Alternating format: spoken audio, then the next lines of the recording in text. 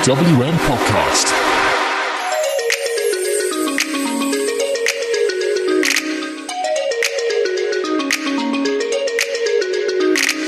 Just would like to let you know that Indie Wrestling Show is brought to you in association with the Babyface app, available on the Google Store and the Apple Store. Now, what is the Babyface app? Well, if you're a British wrestling fan, it is the only thing that matters. Want to check out where the latest shows are in your area? The Babyface app can do that. Want to check out the win-loss record for your favourite wrestler at the moment? The Babyface app can do that. Do you want to bring back the glory that was the Origin Banter Edition?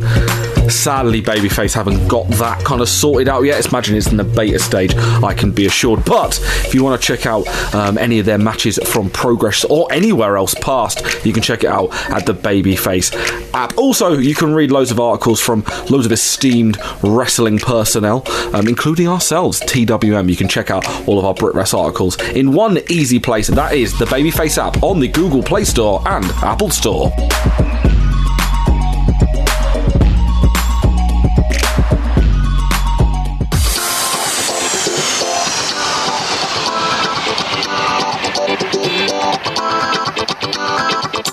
Hello, I am Matty Deller, and welcome to the Indie Wrestling Show, bringing you the world of graps that is at your doorstep, covering things from the UK, USA, and around the world. This is a TWM podcast, bringing you all sorts of wrestling goodness 6, if not 7 days a week, available on Apple and Google Podcasts, Spotify, Stitcher, Acast, Podbean, YouTube, and wherever else you get your podcasting goodness. If you are a part of the British wrestling or UK wrestling community, or you're just a fan in general, then why not sort yourself out with our Menines at the Babyface app, available on the Apple and Google Play Store. You can check out matches, cards, wrestler profiles, wrestler win-loss records, and also articles, some of which are from your friends at TWM Wrestling, so please go and check them out. If you're in the market for wrestling apparel and goodies and trinkets and whatnot, squaredcirclebox.com is the place to get them. Use the code TWMnews at squaredcirclebox.com to get 10% off your first order. So there we go. Download Babyface app, get some swag from squaredcirclebox.com. Tidy. Joining myself this week as we trundle through the past 7 days in the world of professional independent wrestling is my friend and yours, Mike Mears. Hello. That was incredibly Welsh and incredibly creepy. That's what I was going for. That is the market we're aiming for, as I do believe the last 2 men on Wrestling Twitter that haven't been cancelled in the last 14 days. So good to know that we're the last 2 left. I feel like this is awkward because we are the worst 2 people to be left to, I want to say, populate the wrestling landscape, but that's not going to happen. So we're here to talk about wrestling and basically try and solve everything. I don't think me and you should populate the wrestling landscape. Yes. I don't think we've all got enough for the right parts to do that. No. You have laser eyes. I am just an awful human being, to be fair. But we struggle through regardless. We have mutual love of wrestling, particularly the independent variety. Just going to say now, programming note, because of things, special things that you'll be aware of, I'm off on assignment, doing WWE related things. Exciting. You would have seen it on our Twitter anyway. Can you please not use that very offensive word on the show? Oh, sorry. WWE stuff. I apologise for saying things. We are recording on a Tuesday rather than a Wednesday, so it means we are unable to cover NWA this week because obviously it's on a Tuesday night. We're not about on a Tuesday. We're not recording this on a Wednesday, so there's no NWA. So basically, we're going to catch up with 2 weeks next week as we lead into Hard Times, which is next Saturday. Got it? Good. Let's talk about MLW. Fusion starts off with Alicia A. Viagogo as she sees Brian Pillman, as she cuts the footage of Brian Pillman getting a beatdown from Injustice for a VIP meet and greet. The highlight of this was the overly southern man filming it, going, "Somebody get some help! Somebody get some help! Security! Security!" I'm just disappointed that nobody shouted like World Star. The fact that he kept saying somebody get some help 6 times and then started saying security, security, security, like he's almost like Eric Cartman. Yeah. That says it all, really. Then we see that the Spirit Squad have been hanging out with Shea Purser, so They are now well versed in the art of Shifu. They've not got the correct belts. They're not well versed in karate, a la the question mark. But they ain't got no stripes on those belts. No stripes. They are not third degrees. We then see the Filthy Squad against the Von Erichs for the MLW tag titles, which the Von Erichs won. They run wild until Mondo trips Marshall and they start working his knee, but then Ross gets a hot tag. They run wild, claw slam for the win. That was worth it. This show was a weird one because it was legitimately it was 2 matches and one of them was a squash match. I'm pretty certain that this match is the end of the taping loop. So this is literally like the Broken Biscuits episode. There's one more episode because you got the final of the Opera Cup next. Oh yeah. So I imagine it's gonna be one. It's gonna be one match on that episode. Probably. It's going to be all backstage segments. Then we see Rip Von Erich attack them, but he gets shit canned. The Von Erichs go backstage and they're about to be interviewed by Alicia, but then Lethal Weapon Tom Lawler attacks. I can't sing his song. However, that's it. There we go. It's a bit like a train, isn't it? Gift train. Woo woo. He nunchucks the shit out of them all. Injustice. Then they cut a promo, black and white. I want to say American History Exile, but all my I'll just get Clerks when I see these three with the black and white. Wow, I don't even know if American History X is even an accurate one. Oh, it might be Natural Born Killers is black and... I can't remember. They talk about being caught on bullshit charges. They say Pillman's out of it, so one of them is in because, they got to lose money to make money. It was a good promo. I like these three have got a great dynamic. So I did like the sort of like the sign-off part with like the lose money to make money sort of thing, and how they all sort of said the same thing in a different way. He's coming over to the UK, isn't he? Jordan Oliver soon. Yeah, Jordan Oliver is wrestling for TNT towards the end of February. It's not the one you're going to, is it? No, sadly not. But I imagine Reese is going to go down there and meet up with his homies in Injustice. We get a video package for Mance Warner and Havoc ahead of the barbed wire match, which is in 2 weeks' time. Alicia Tout again, this time talking to Brian Pillman. He says the money is worth out of her, aren't they? I know, they really, really are. Pillman said he's cleared for his match tonight. I don't know, Brian Pillman had the same thing that Madman Fulton had, where it looked like his shoulder was separated, but it wasn't. Going back to like that opening video where he got injured, quote unquote, after Brian Pillman went down, after they did the arm pull down on the what looked like an accessibility ramp, he went down and he clutched his right shoulder, even though they did it to his left arm. It just made me laugh. I think of it. It was so painful that it transferred from one shoulder to the other. It went up one arm and down the other. Just the most painful of all the moves. Exactly. We say he's going to kick. He said he's cleared, but then goes he's going to kick Timothy Thatcher's ass with a separated shoulder. So Dr. Swegler doesn't mess around. He's a man of honour. He's not like Impact physicians. Just give him a nice pack and leave. On the table. Yeah, just give them a nice pack and leave. So then we get a Contra video package, and they say violence is a universal language. And Fatu says that they want the Von Erichs gold, and they're going to burn Davey Boy Smith's legacy to the ground. And then, oh look, it's Conan. He wasn't wearing a mask like Honma, but he's not been around for a while. He calls Gino Medina out, and they talk about Gino's dad. I didn't realise that Gino was second generation, to be honest. I know, normally they kept that quiet for a while. Yeah, so he's talking about his dad being in Los Gringos Locos with Art Barr, Eddie Guerrero and Conan. And Medina says, "My dad warned me about you," which is free. It's like a pub. "My dad said you're a wrong'un." He said you'll buy me. Accused Conan of trying to use him as he was untouchable. And then you mentioned it. I mentioned this to you, and then you watched it and looked me back. Why did they suddenly become really, really quiet? Because they put fake crowd noise over the top of it. Yeah, it's just so frustrating. I would rather it just be silent. Just let it be silent. Yeah, have them put some dramatic music behind it, like it's like Impact back in the day when they put the dramatic music over promos. It just doesn't make sense. Like it actually ruins any of the promos and stuff. It did, because I said I can't hear what he's saying. I literally could not hear. He says that Selena De La Renta isn't looking out for him, and he implies that she's been touching his peen. This brings out Selena, who mocks Konnan for not getting any of the sex. Konnan rightly says that she's fucked over Loki and the Lucha Brothers. In all fairness, she didn't really fuck over the Lucha Brothers. She managed to get them to AEW, so... Well, she kind of did, because they had dodgy contracts, and then got Ricky Martinez to melt their faces. Was it Ricky Martinez? Allegedly, who...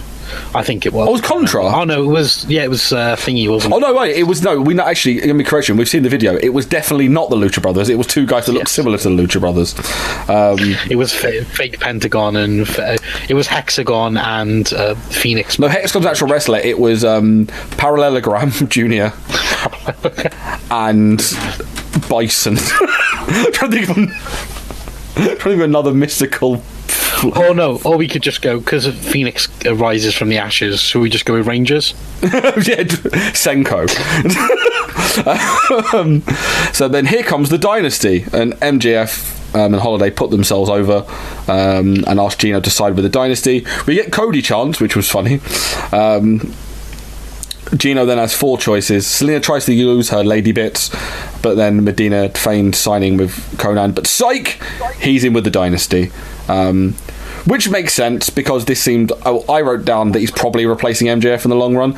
If you've seen online, MJF has finished up his contract with MLW, so he's sticking with AEW full-time. So this seems like Medina's replacing MJF in the Dynasty, which makes sense. It almost feels like, you know, when you sign a new player at the start of a transfer window, but you need to move somebody out? Yeah. You move them out on transfer deadline day, and this is kind of what we're going through. Yeah, pretty much. We then get Brian Pillman comes out to some very Hollywood Blondes-esque music, which I enjoyed. It was nice. We get the Opera Cup semi-final, Brian Pillman over Timothy Thatcher. This was okay. It was an alright match. But I kind of got thrown out of the match swing of things when there was no matches leading up to this. There was nothing in the middle. It was just segments. Yeah. I kind of think, in a way, like the injury kind of ruined the match a little bit. Yeah, because it meant there was going to be a time limit on it regardless. So it was a very short match for semi-finals. So you had Pillman jump in and start hitting drop kicks and clotheslines, but then Thatcher just starts working his arm. He then he arm bars the injured arm of Pillman, but he fights out. Pillman's a flying forearm and fights back. He does a crossbody, but Thatcher rolls through for a near fall. Thatcher hits the butterfly suplex, goes for the arm bar, then Pillman rolls him up for the win. So yeah, this could have been better, but they seem to do the injury angle instead, which for me just seems like we are getting Pillman's winning it. So yeah, you haven't seen... I've actually seen the spoiler. I actually saw the spoilers. I read the spoilers, but I can't remember who won. So interesting. Tell me off, pod. Interesting. This the thing though. I like this though because it's very similar to Shades of Owen Bulldog for the European title back in the day. Yeah, definitely. Which is quite cool. It was an okay episode. Like the segment with Gino Medina was good because it sets up something different going forward, but then there was no real substance in regards of match quality, but we digress. We said about MJF finishing up with MLW. Jimmy Havoc on a recent Tuesday Night Jaw podcast announced that he's finishing up in the very near future. Not this taping, he's finishing up I think the next taping on the February. He's on February's taping. Yeah, that was announced this afternoon actually. And an interesting note that there's rumours going around that Showtime are interested, not Percy Watson, interested. Oh yeah, interested. Really disappointing. Oh God! Oh, are they? Is he right? We've got a run in. We've got right. Joe, were you there the whole time, or did you somehow know we mentioned Showtime, Percy Watson, and jump in? Yes. Oh, okay, good. Yeah, we're breaking the fourth wall here. Raw Talk's been recorded at the exact same time as we're recording this week's indie wrestling show, as we mentioned at the top of the podcast. And earlier on, we jumped in and started hurling abuse at Tom. Joe is now jumped in here. But unfortunately, we're not talking about Showtime Percy Watson. We're talking about the. No, you're talking about Jimmy Havoc finishing up with MLW. MJF has just finished up with MLW, and it was a nothing episode, really, wasn't it? Yes, long and short of it. How long have you been here? Watched it. Long enough. Are you going now? Are you going to sit here awkwardly for as long as possible? I'm just setting up for the other podcast, actually. Give me a moment. Yeah, I'm good to go now. Cool. Have fun, Joe. Bye. Thanks for stopping by. Thanks for stopping by. Yeah, that was this week's MLW. So, to fill the gap that NWA is leaving, because we're recording this a day earlier, me and Mike both decided to watch Wrestlequeendom 3. Pro Wrestling Eve. Our toes into Eve. Yes, Pro Wrestling Eve. It's on Fight TV. Thanks to Fight TV for hooking us up and allowing us to watch this and review it. There is going to be a review out from Shelley coming up towards the end of the week, but yeah, we're gonna have a little chat about this show. It was pretty good. It was nice. I was a big fan of the venue because it's rarely used, but it's a venue that's very, very nice. You mean the venue that's called the venue? Yes. Although it appears that a couple of sort of like bits of feedback I've seen online, people weren't that impressed by it. Just seemed to be that people thought it was very cramped, but in terms of viewing, compared to where they usually do it at the Resgal, which is practically a palace. Well, I think Queendom, they always do a York Hall.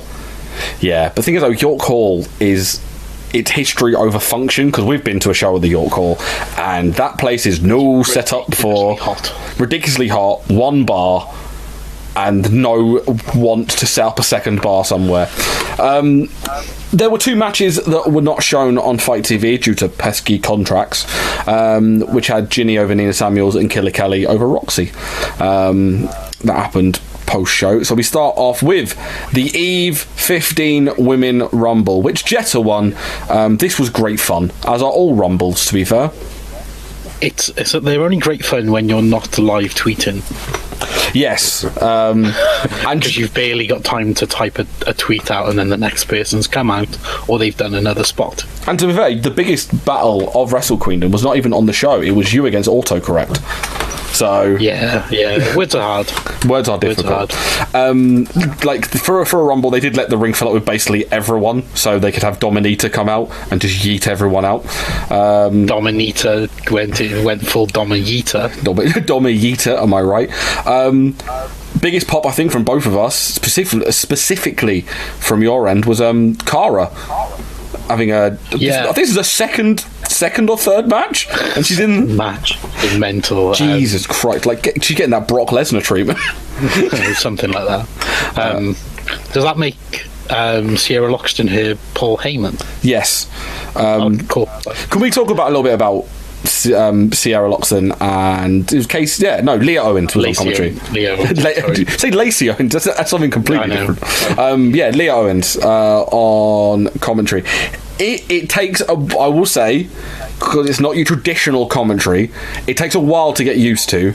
But once you get used to it, it does fit in with the brand quite well. It's quite laid back. It's more friend commentating rather than sportscasting, but it worked. It does work with this brand. It's really it's not like professional, but they don't profess to be that, if you get what I mean. No, it's two wrestlers that are injured at the moment that are doing commentary, and it does really, really well. Me and you are both loving just how overly Welsh Sierra Loxton got as the show wore on. Well, not even just as such Welsh, it's how Valleys in particular she got. It was beautiful. It was great. The surprise last entrant was Soraya Knight, just kicking everyone in the vagina, which is never not entertaining. But highly encouraged in Eve. Yes. I guess. Jetta won. I think last eliminating Nightshade. I love Jetta. I spoke to you kind of on group chat and stuff before about how much I love Jetta, because Jetta was like the first proper female wrestler that I got into. Like, obviously you had the Litas and the Trishas of this world, but then the wrestling channel came along and Jetta that was on, and she was hilarious on some random, like, would have been like some random like LDN wrestling show or whatever, and then I started getting into, I saw her with Lacey and Rain, who I loved the Home Wrecking Crew, and Jetta with them, and then she went away and came back, and the fact that she called herself the Princess Diana of wrestling and comes out to Nobody does it better. Just the best. She's so good. So good. For most people of sort of like around our age, she's got to be like the first female wrestler that people saw. Not like non-WWE female wrestler. Yeah. It'd be literally, I think it'd be a toss-up between her and Cheerleader Melissa. Out of those two, but like the ones you'd see all the time on the wrestling channel. Or Sarah Del Rey. To be fair. Then we get to the first singles match, which was Lana Austin against Yuka Sakazaki. They went to a 15-minute time limit draw. Yes! It's good to see Yuka Sakazaki. Yeah, I was really pleased to have seen her again after her really standing out for AEW back last summer. Yeah. And she hasn't been back, sadly, but we got her here, and she brought that star power, which is always, I think, simple, especially to being the first proper match on the card. And then Lana Austin coming out to Venga Boys. Gets all the buys, so... Always a winner. It was a really solid match. It showed how both good women are. Like, Lana said on the mic, like, she can't really do tours of Japan because she's like... She's a mum. She's got kids to look after. Exactly. She's like Heath Slater. She literally has kids. So she appreciated that they brought Japanese talent over to her. It did show that it's a real shame because I reckon she would fit in like a glove in like the Stardoms or the Tokyo Joshi Pros of this world.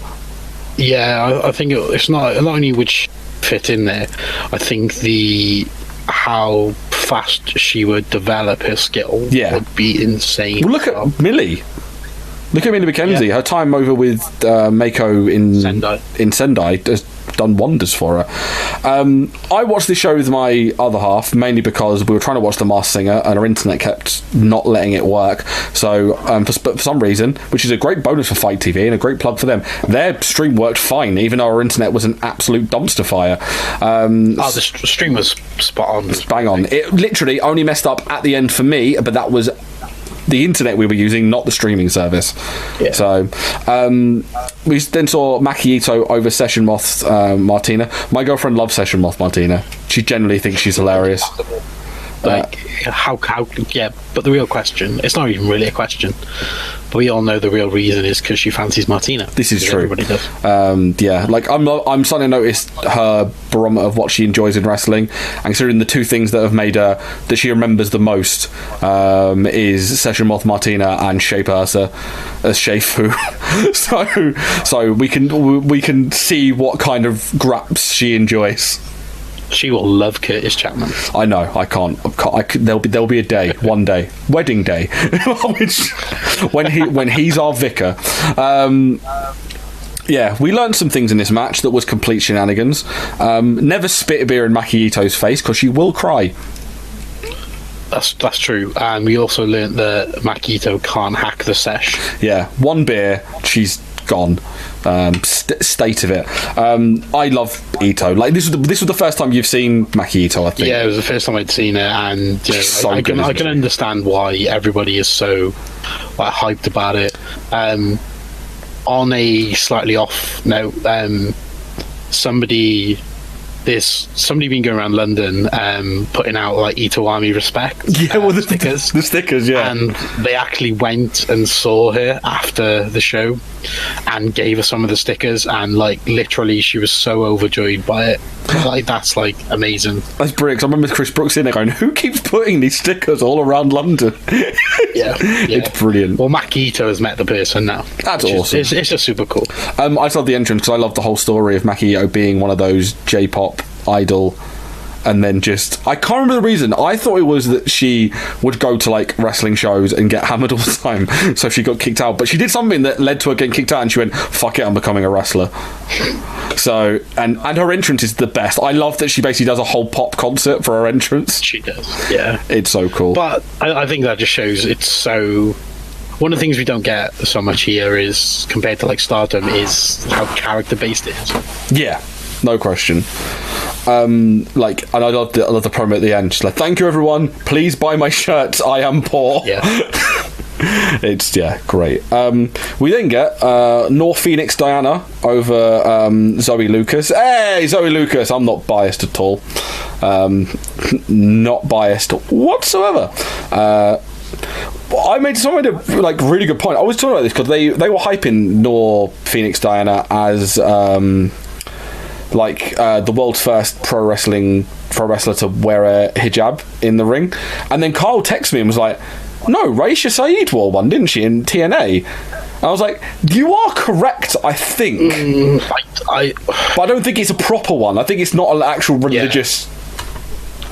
Garment. I think it's like a cloth over the head sort of thing, as opposed to an actual hijab. I'm trying to be careful that we don't accidentally become Brexit a little bit here. No. I mean, in terms of it's almost like comparing a book to the Bible. They're like the same thing in theory, but they are very different in their own regard. Yeah, that sort of thing.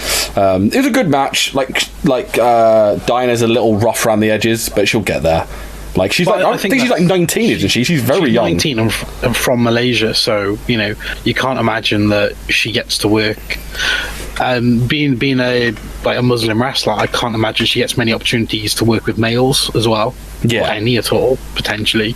So I think that could be one of those things that may have limited her development.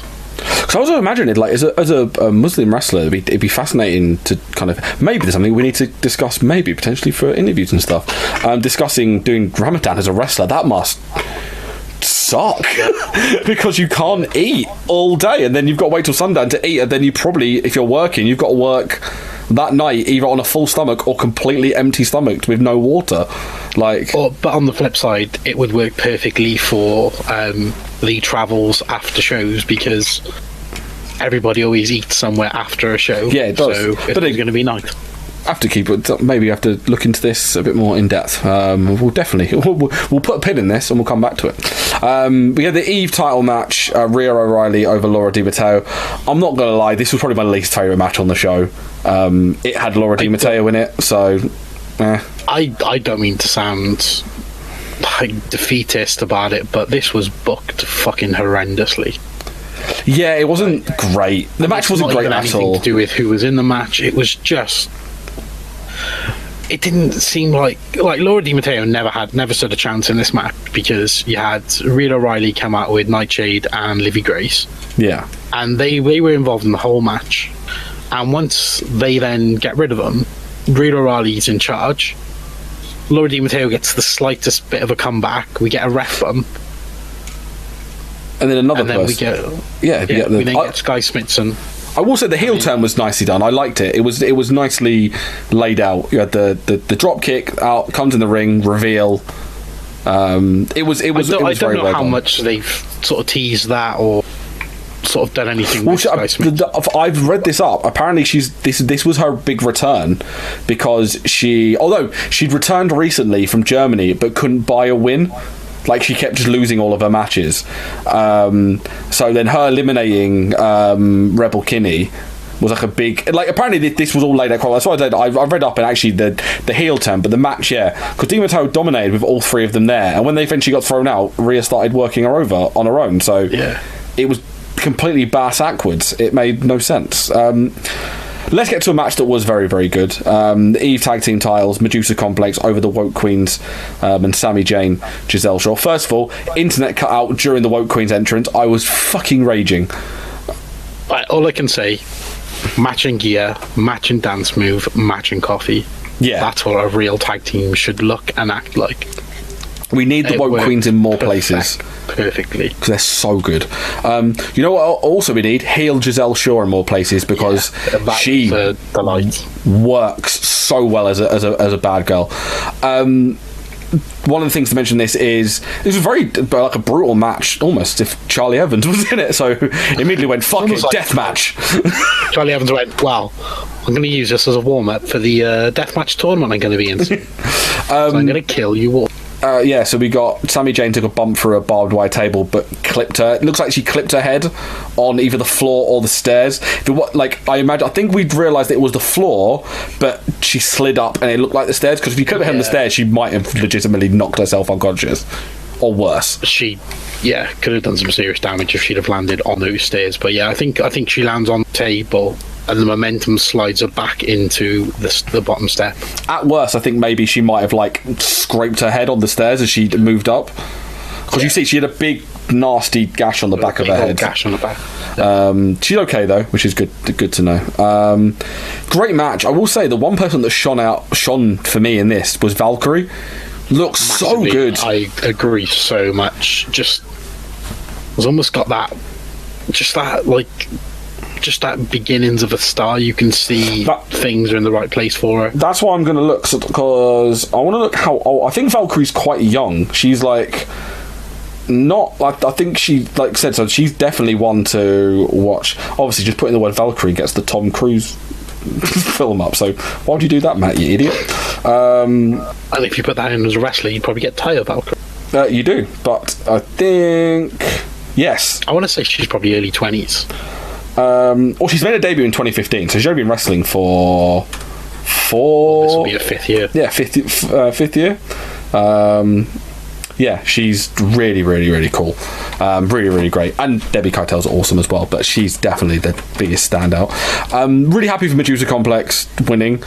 I'm not saying as a female, I'm saying in general. I think they are the most underrated tag team in the country right now. I understand where you're coming from, but I don't think you can say that when the Hunter Brothers exist. Yeah, but I mean, like, the Hunter Brothers have recently come back. And also, I like to class the Hunter Brothers as the Claude Makelele of British tag team wrestling, because all you hear constantly is how underrated they are. So they are the most underrated tag team in the UK, because everyone says how criminally underrated they are, but everyone saying it enough means they are rated to some extent. I'll give you Medusa Complex, okay, being the most underrated, because the Hunters are the most underappreciated. That's probably, yeah, I'd say underappreciated, definitely. I would say probably out of the two, like, it's between the Medusa Complex and 0121 for probably the most underrated tag teams going around at the moment. But yeah, I've really enjoyed this. I've been trepidatious about Eve. They've not exactly got the best rep, and less said about my opinions on the people that run it the best. I'm not going to get into it now. But it was a really good show. It was really enjoyable. I enjoyed watching it. Yeah. And that was after, again, not being too sure about Eve in general. I was glad I took the opportunity to watch it and really enjoyed it. Maybe we'll dip in again down the line if they do another show on Fight TV. But yeah, definitely a hard recommend for us. Go check it out on Fight. This podcast, and indeed all TWM podcasts, are brought to you by SquaredCircleBox.com, the only place for your monthly wrestling box needs. With things from superstars from WWE, AEW, New Japan Pro Wrestling, Impact Wrestling, British Wrestling, Independent Wrestling, and loads more, it is the only place that matters if you want to get the best wrestling swag for a low, low price. That low, low price is just £25, people. What a bargain! And you can get snapbacks, t-shirts, magazines, DVDs, trinkets, whatchamacallit, doodads, you name it, they have it each and every month. And just because you listen to TWM, you sexy, sexy people, you get 10% off your first order. All you got to do is use the code TWM News in the checkout. Just use the code TWM News in the checkout for 10% off your first order at SquaredCircleBox.com.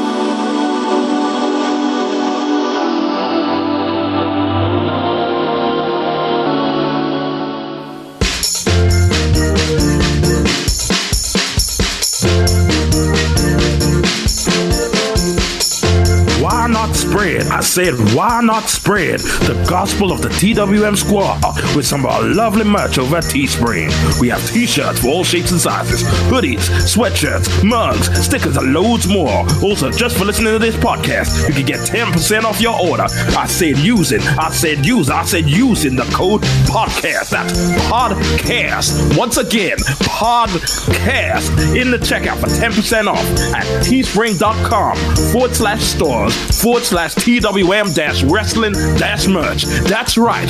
Praise. Testify.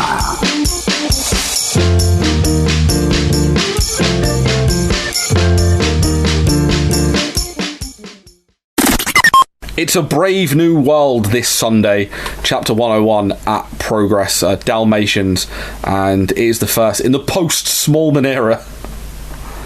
We now have large man. Yeah. So we're now in the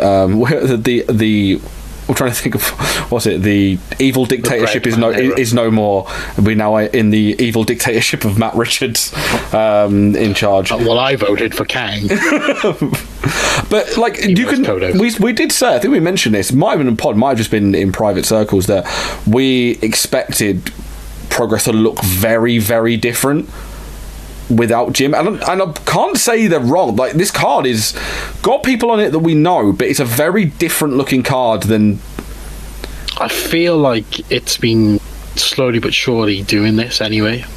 Yeah, like it's a very good card. Very, very happy with this card. We can have a little look for it, but it's very, very different. One match I think there's two matches that stand out as where they're going. This company's going further forward in regards of maybe pushing more of the going back to Progress's roots of maybe utilising the young up and coming talent and nurturing them going forward rather than maybe going down the sticking with the NXT UK people route. So let's have a little look at this card. You got Pretty Deadly going up against More Than Hype. Howley and Stoker undefeated since they made their Progress debut actually. Going up against More Than Hype, one of the best tag teams in the world right now. One of the best young tag teams in the world right now. This will be very, very good. I reckon these guys will mesh very, very well because we had the Do Not Resuscitate, but Pretty Deadly against the NIC, and it was good, but it did fall apart like midway, which was a real shame. So I'm hoping we get less of that and more. And more of the stuff we've seen in other outings from Howley and Stoker. And I think if anyone's going to bring the best out of Pretty Deadly, it's probably going to be More Than Hype. Yeah, I agree definitely on that. Just your casual Mark Andrews versus Ilya Dragunov match. Yeah, should be alright. It should be alright. Solid contest. This one's going to be interesting because it's pretty much they seem to be building this whole Kara and Ilya thing against FSU tentatively, because you got Ilya against Mark, and obviously with the main event as well. Like Ilya had a banging match with Carl Fletcher at the unboxing show, and I imagine this would be the same. We said about how Ilya's building up a better body of work in Progress, which is definitely currying mine and your respective favours a bit more. We've then got 6-man tag team action. Danny Duggan, Spike Trevay and William Eva, DNR up against Destination Everywhere. I think this is the first time they've teamed as a trio in Progress. As a trio, they may have been on the same team for a pre-show match. That sounds right. That rings a bell. So you got Charlie Carr, Oshin Delaney and the OGMO. I think Joe keeps saying that he expects one of these guys to turn heel and join. I think we'll get a run-in from Michael Oku. What? OGMO goes to the back and then Michael Oku comes? I think, just because he tweeted it last night, that we're going to start getting twin magic with Michael Oku and the OGMO. OGMO rolls under the ring and someone comes out and Michael Oku comes out in a Rev Pro track jacket. Yeah. I don't think they split up the NIC. I don't think they'll have the NIC join. I wouldn't be shocked if someone interfered to help DNR. I think it might be a bit too early because we've only recently had Pretty Deadly join DNR. Or actually, maybe we just get Mambo come out and cost DNR the match. That would make sense. We then also got this. I think there's two matches that I think are sleeper bangers on this. This one's definitely Angry Emo Carl Fletcher against LJ Cleary.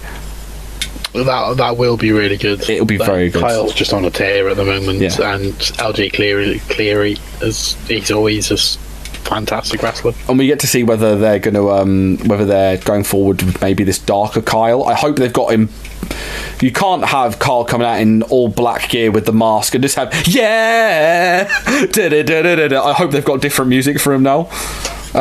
He definitely needs new music. And then you got 3 championship matches. The Proteus title match. I think this intrigued you quite a lot, didn't it? The Paul Robertson versus A-Kid, because this is going to be probably very different to the matches he's had before. Well, I kind of feel like it would be very similar to the match.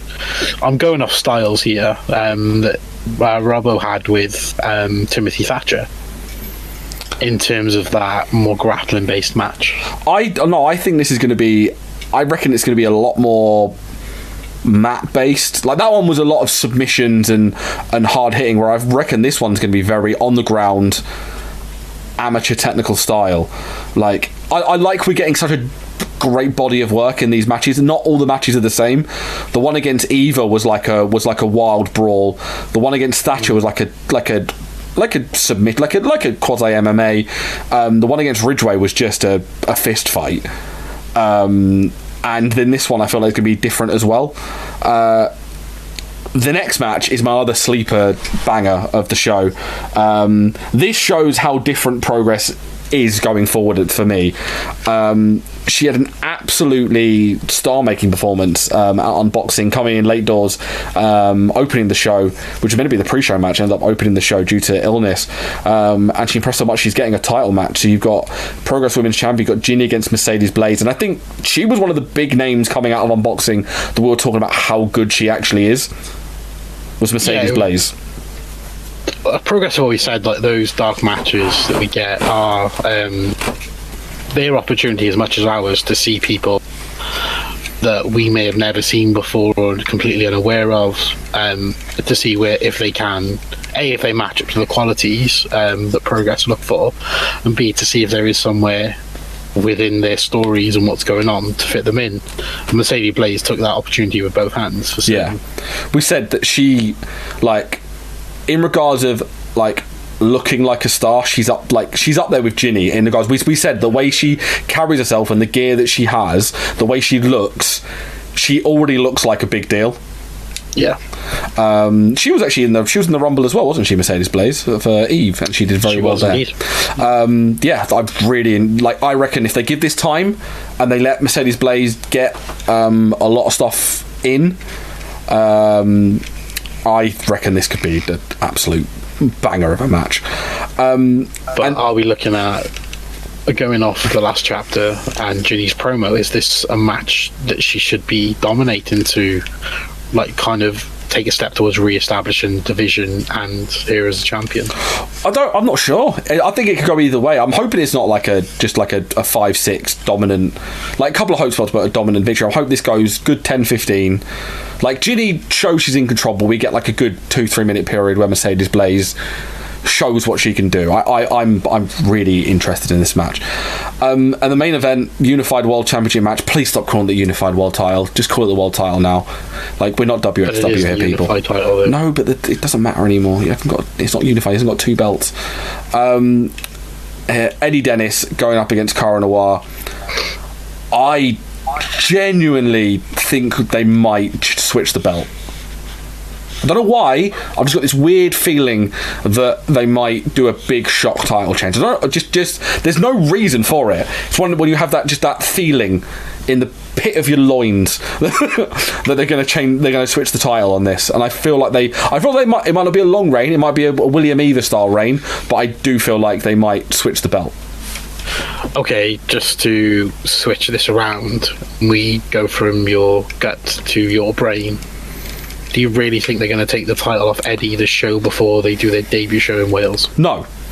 But for some reason, I feel like they might even do Cara wins it here, Eddie wins it back in Wales. Don't know why. The British Strong Style thing. Yes. I just, some reason, I've just got this feeling. Like, honestly, it's one of those hunches you get. You know, we gamble responsibly. If I could put money on it, I would, because I feel I've just got a hunch that that it's going to happen. About that. No, it's not that kind of hunch.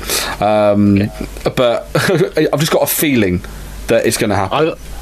I think it will be brilliant. As a match, it will be brilliant. It's a real step up for Cara in Progress. As much as, you know, he's had that really good trilogy with Ilya Dragunov, but this is like that this is that top level now where he can become a main eventer for them, like an elite talent for Progress for a while to come. This is big boy school for Cara Noir, and it's time to see whether he passes the test. Big Swan battle. Big Swan showcase. Swan versus Swansea. Who will win? You decide. Well, they decide. Actually, Progress decides, to be fair. That's this Sunday at the Electric Ballroom in Camden. We will be there in the TWM section, which we have coined the corner in the room. We've taken a corner and made it our own. We're going to put a flag up eventually. Just have it there. It's our VIP section. It's this Sunday. Check it out if you can. I imagine it'll be on Progress On Demand within 5 to 7 days of Sunday. They've also announced Chapter 103, the name for that, which I think is Beer Snake City. I don't get the reference. No, not me. So Ring of Honor have taken the route of a club threatened with relegation and just gone, fuck it, just throw money at it and see what happens. Surely they've done the equivalent of change new manager in December so that you can have the transfer window. Or what they've done is literally they've done the thing of, we're nearly relegated, let's bring in a player manager. That's what they've done here. Yeah. The classic 90s trope. Because according to Mike Johnson, the PW Insider, Marty Scurll has signed a new contract with ROH that not only has him wrestling with them, it also makes him the head booker. Wow. They've literally just gone, please, for the love of God. Well, no, he's apparently down as lead booker. That Meltzer said different. Well, he's got a significant part in the booking team, but he's not lead booker. That still lands with Hunter Johnson. But Acca Delirious. Yeah. He's still, like, Hunter Johnson still is like the lead guy per se. But like Marty's got an incredible amount of input. They must have been desperate because they've just gone, here's apparently WWE main roster money. That was the big rumour going around. I saw $500,000 a year, which is insane for Ring of Honor. That is insane. Not only that, we're going to give you booking power. Not only that, we're going to let you wrestle for New Japan and the NWA as well, and we're going to restart our working relationship with the NWA purely because of Marty Scurll. They really just like they must like, if we lose you, we know we're fucked. It's true. Also, I kind of see it in a way of like, for Marty, he's getting the chance to book something, see what works out for him to get some experience, and then can go to AEW in a couple of years and support them down the road. It's a case of we know he's going to AEW eventually. Yeah. We just know it's going to happen. Bandido's apparently also re-signed with the company as well. So yeah, isn't it weird how effectively Marty Scurll could be the link between Ring of Honor, AEW, New Japan, and the NWA all working together? We'll now call them the Marty Scurll conglomerate. You know, we talk about all these little groups that are going around independent wrestling. This is now the Marty Scurll territory. Those four promotions all together. I cannot wait to watch Villain Enterprises wrestling. The VEW, it works. They also announced Supercard of Honor is going to be on April 4th in Lakeland. It didn't happen last year because of G1 Supercard. I know we've all tried to forget that. They've announced some people for it. They've announced Jay White is going to be there. Villain Enterprises, La Faction Ingobernable. They did Los Ingobernable de Japón, but American version with Kenny King, which is just insulting. And also they've announced that Slex and Session Moth Martina will be there. Apparently, they did the free show. Which had more. No, it's coming up. They're doing the free show. Sorry, with Slex and Martina debuting. Apparently, that was Marty's idea. Yeah, I heard that as well, which it makes sense. Trying to bring goodwill back, like they've had to. And they do it in Baltimore, where Sinclair are based. So maybe that's a sign that they're trying to keep a lot more shows in Baltimore. Like maybe do all the TV tapings there, and then do their shows around the country. I think maybe cost effective. I would say maybe they're doing an Impact. Yeah. Like they had a lot of shit to dig through. Their like they come in, they've gone first job, stabilize. Let's do a lot of shows in one place, film it, get some names in, restart and rebuild. Secondly, you need to get a better pissing TV show than the recap show because no one watches it. We spoke about Session Moth Martina. The Jay White's bit is quite interesting though, because that clearly shows that the New Japan link is there. It is definitely. So that mystery door has still not been opened. Talk about Martina, because there's rumours going around that they've quietly retired the Women of Honor title. Well, supposedly I haven't looked, but supposedly everything's deleted from the website. Yeah, which would be, unfortunately, the most Martina thing to happen, that she joins a company and they've removed their women's division. But, in all fairness, what women's division do they have? They've got the Allure, that only 2 out of the 3 wrestle. They've got Maria Manic, who, in all fairness, is over, like really over with that crowd, and she could probably just wrestle the men anyway. And so can Martina, to be fair. Yeah. So maybe you just as it stands, under the Ring of Honor Champions section, there is no women's title listed. That could be because there is no champion, and they currently have 8 women listed under the Women of Honor section on their website. Just very interesting. Not sure what they're gonna do. From a company that has, and Martina isn't even one of them as well. Going from a company that has limited women to a company that's going to do a show that is just women. Stardom have announced a women-only show at Shinkiba on the 6th of May. For some reason, I've got to figure out what the 5th month was for a second there. So it looks like it's going to be literally female fans only. Obviously, female wrestlers got at Stardom, and it's going to be all staff and reporters will be limited to women as well, which is really cool. Really, really cool. I think it's an important thing to do in Japan with the way black culture is there. Yeah. Because they do that in DDT. They do women only, not like with the wrestlers.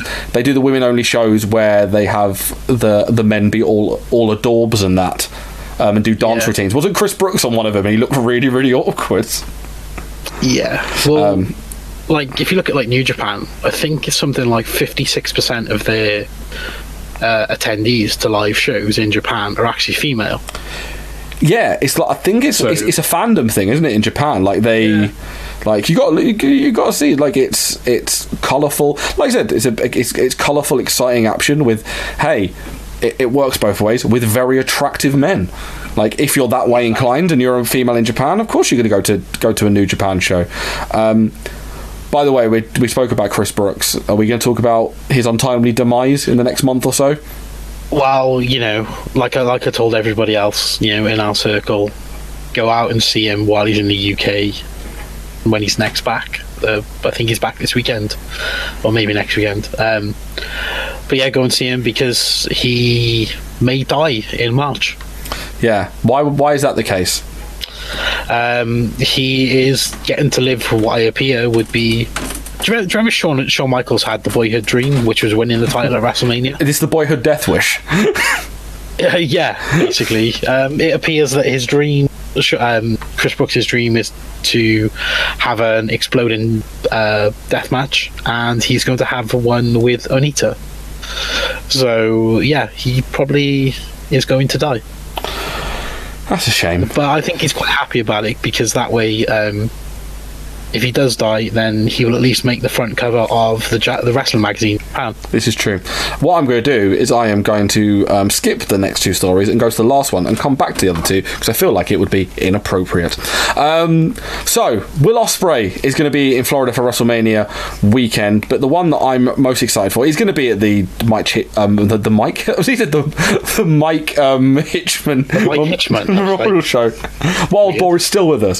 The Mark Hitchcock Memorial Super Show in Ybor City on Thursday, April 2nd. He's the first time confirmed that. The second one was Shingo that was announced today.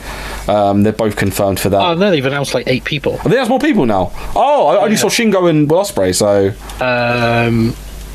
Christ, for the life of me, the names escape me. I think they've announced the same people WrestleCon are going to be on this show as well. They've also announced, which I'm more excited about, they've announced that Will Ospreay is going to be part of Joey Janela's Spring Break. Yes. I'm so excited. What more do we need?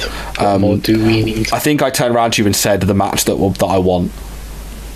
and it could happen realistically, and that would be Will Ospreay against Orange Cassidy.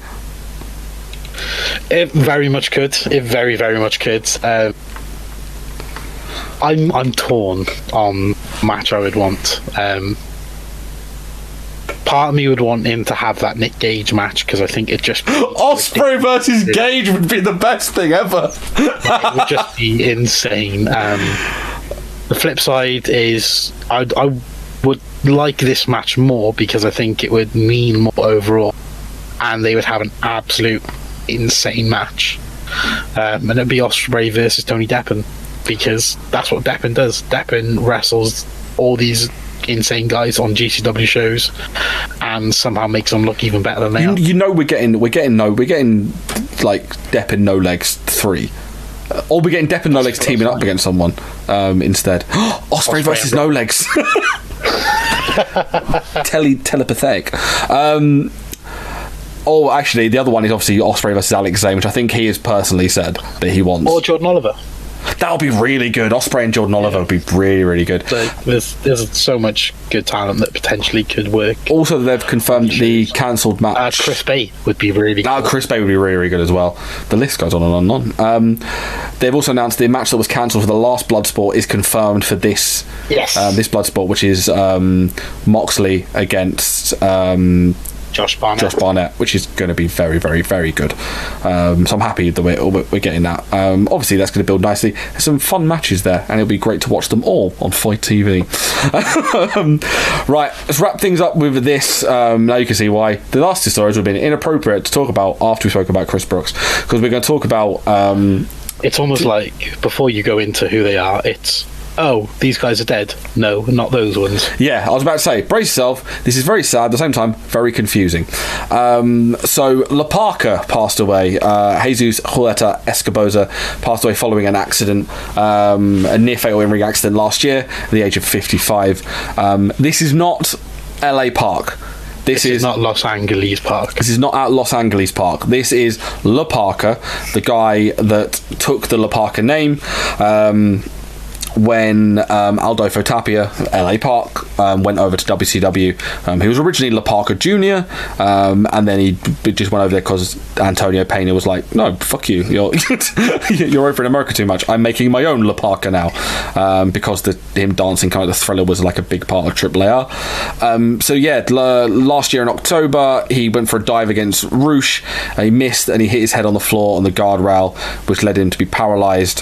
He was rushed to the hospital, underwent life-saving surgery, but sadly he never recovered from his injuries. Obviously very, very sad, very, very sad news.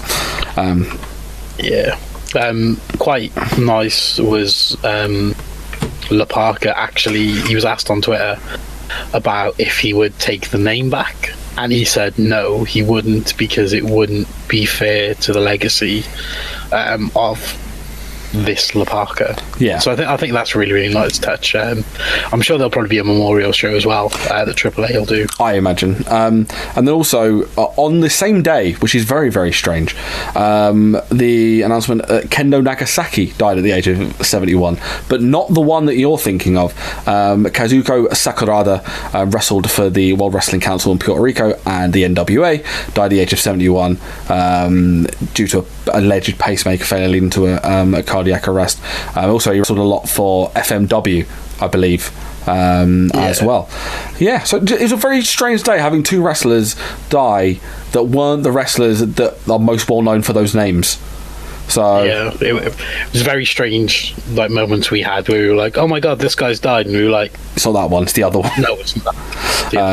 Yeah, so there we go. That was that is this week's Indie Wrestling Show. If you want to get in touch, Facebook, Twitter, Instagram, all at TWM Wrestle. You can subscribe to the podcasts on Apple and Google Podcasts, Spotify, Stitcher, Acast, TuneIn, Podbean, YouTube, all that good stuff. I would subscribe because we have got one, maybe two big exclusive interviews coming up. One that's just going to be absolutely fantastic, and another one that's going to be out of this world. So excited that we are having these big names appear. I'm so annoyed I can't tell anyone, but I've been told by head of PR. It's Hulk Hogan. It's Hulk Hogan, but he's going to do the entire thing talking like a pirate. It's very strange. But yeah, no, I've been bined by head of PR Kayla, and I'm not allowed to tell everyone who it is, which is annoying. But yes, 2 massive interviews, so keep an eye out on your podcast pipes and the social media platforms for that. TWM.news, loads of articles going up about BritWres, about Japanese wrestling, about AEW, about WWE, NXT, all that good stuff. We will have a review of Wrestlequeendom coming out to Wrestlequeendom, coming out at the end of the week as well. So please check all of that out. Michael, social media. No, not again. Just, is it not again? Pretty much. Why have you just given up at the end of this podcast now? Yeah, it's just social media. I just give up on it. Just be nice to each other on Twitter or anywhere else. Just be nice. Follow. I'm going to. Oh, what do I? What follow do I Bazza. I don't know who that is. I don't know who you're talking about. No, you misheard me. I said Shazza. Oh, Mackenzie. Yeah, follow Shazza Mackenzie. Yeah. Yeah, do that. Go follow Shazza Mackenzie on Twitter. He's lovely. Yeah, follow me at Matty ID. I won't be cancelled yet. Follow us at TWM Wrestle. We've been cancelled so many times now that we've just given up on life. Yeah, this has been the Indie Wrestling Show. Thank you for listening. We'll be back properly on a Wednesday, next Wednesday, as we talk about NWA hard times. We hope you don't have any over the next 7 days. Thank you. Bye.